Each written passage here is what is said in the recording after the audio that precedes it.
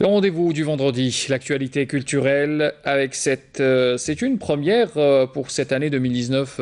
Bonsoir à vous, Kamel Bonsoir Zoher. Swig, bienvenue à vous sur ce plateau. Alors, on va commencer d'abord avec cet accord signé entre l'Institut national supérieur de musique et le Collège de l'État de Géorgie aux États-Unis, Kamel. Alors une fois n'est pas coutume Zoher, nous entamons donc ces informations avec cet accord qui a été signé entre l'Institut national supérieur de musique, représenté par son directeur, et le Collège d'État de Géorgie, représenté par son directeur aussi. Alors l'accord porte principalement sur les échanges en matière de formation au profit des étudiants et des formateurs, en plus d'une tournée musicale prévue aux États-Unis bientôt. La signature de cet accord s'est déroulée en présence du ministre de la Culture Azdine Mehoubi et de l'ambassadeur des États-Unis à Alger, Jean Desrochers. Et il y avait aussi cette soirée qui a été organisée en marge de cette signature, qui avait donc réuni deux troupes musicales, l'une qui vient justement des États-Unis, qui avait donc confondu les genres musicaux entre les deux pays.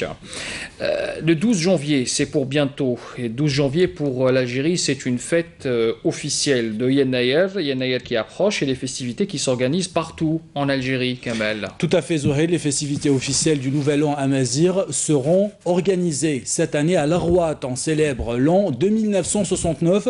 Ça sera dimanche prochain. Les préparatifs ont commencé avec le Haut Commissariat de la Mazirité. Des activités seront organisées partout en Algérie, mais également à l'étranger, spécialement en Europe et en Amérique du Nord, Zoher. Justement pour Yennayer, il y avait ce spectacle que beaucoup de personnes, beaucoup d'entre nous attendaient. Le groupe Tinariwen qui avait donc annoncé cette série de spectacles, finalement l'événement a été reporté, Kamel.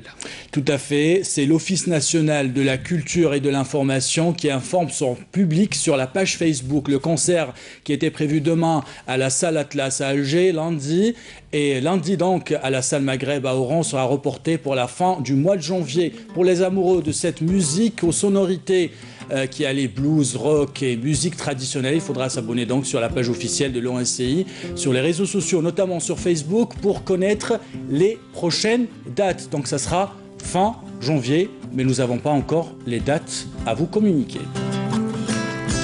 Et on peut écouter ces belles sonorités qui mélangent jazz, blues et musique traditionnelle. Beaucoup de fans en Algérie pour ce groupe Tinariwen. On espère que les dates seront bientôt connues à travers l'ONCI. On vient à Alger, la capitale. Vous nous parlez ce soir de deux expositions, qui se poursuivent jusqu'à la mi-janvier, Kamel.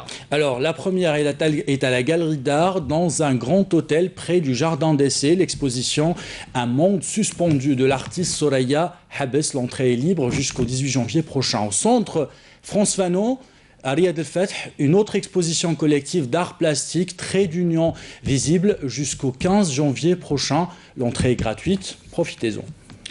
Partons à Paris, au Centre culturel algérien, et vous nous donnez le programme culturel.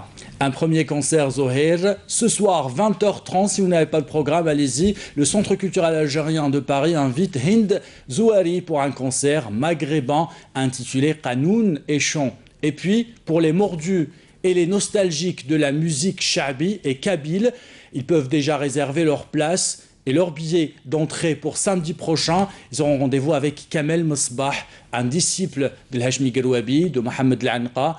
Vous êtes habitué au tarif maintenant, 15 € par personne et par place. Voilà pour le programme au CCA.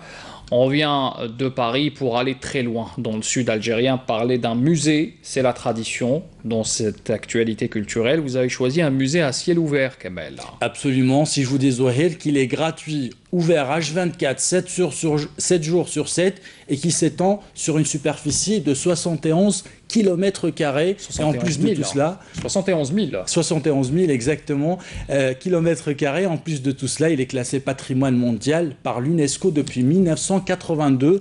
Vous l'auriez compris, il s'agit du Parc national du Tassili Nadjer, l'un des plus vastes ensembles d'art préhistorique au monde.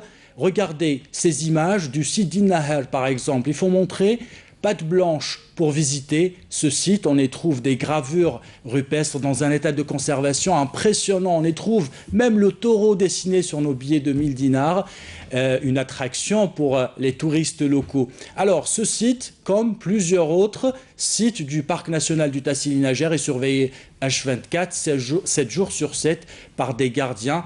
Cela est rassurant, bien sûr, pour notre patrimoine culturel. Mais sur place, des touristes déplorent le manque d'informations. Il n'y a toujours pas de panneau explicatif en langue étrangère.